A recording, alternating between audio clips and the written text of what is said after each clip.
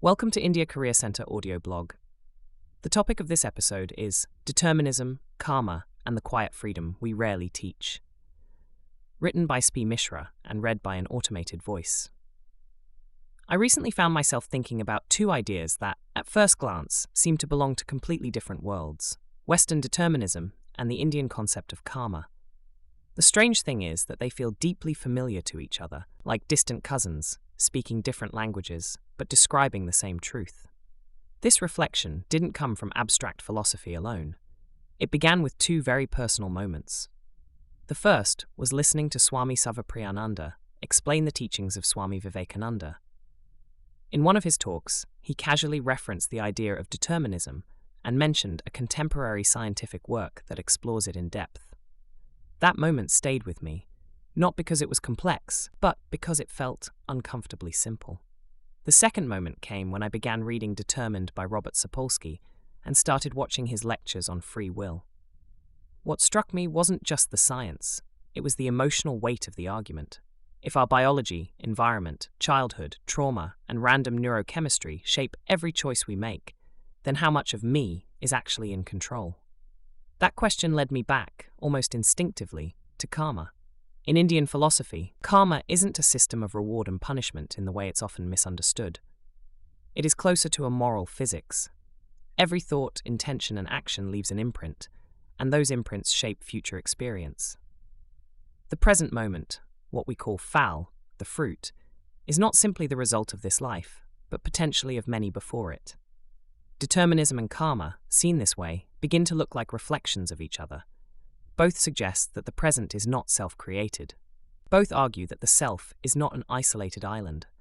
Both quietly undermine the idea of absolute free will without turning us into helpless victims. And perhaps most importantly, both offer the same psychological relief. You are responsible for your actions, but you are not the sole author of your outcomes. There is a strange freedom in that. If success is not entirely mine, arrogance becomes difficult. If failure is not entirely mine, shame becomes softer. Yet, these ideas are rarely taught to us early in life. Our education systems are designed around competition, ranking, winning, and losing. They teach us to measure ourselves constantly, to compare our worth through marks, salaries, and achievements.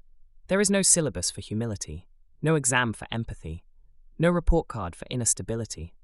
Religions, too, were once rooted in introspection. Over time, many of them drifted toward identity, spectacle, and social power. Rituals became louder. Temples became grander. Labels became sharper. Quiet inner work was slowly replaced by outer conformity. But determinism and karma don't ask us to perform. They ask us to observe. They don't inflate the ego. They gently dissolve it. They don't promise control. They offer understanding. Understanding that you are not separate. Understanding that you are not the center. Understanding that nothing meaningful is achieved alone. Ironically, these ideas are not hard. They are uncomfortable. Because a person who truly understands them becomes less anxious, less reactive, and less manipulable. A person who understands them doesn't need constant validation, has less hunger for superiority, and naturally develops empathy. Perhaps that is why they are kept at the margins, quietly alive in books, talks, and personal realizations, rather than classrooms and institutions. I don't claim to have answers, only questions that feel more honest now. What would happen if children were taught early that they are shaped by forces larger than themselves, and that others are too? What would change if religions focused more on inner silence than outer noise? What kind of world would we live in if humility was taught as a skill, not seen as weakness? Maybe the real freedom isn't in choosing everything. Maybe it's in understanding how little we control and learning to live gently anyway. Thank you for listening to the audio blog.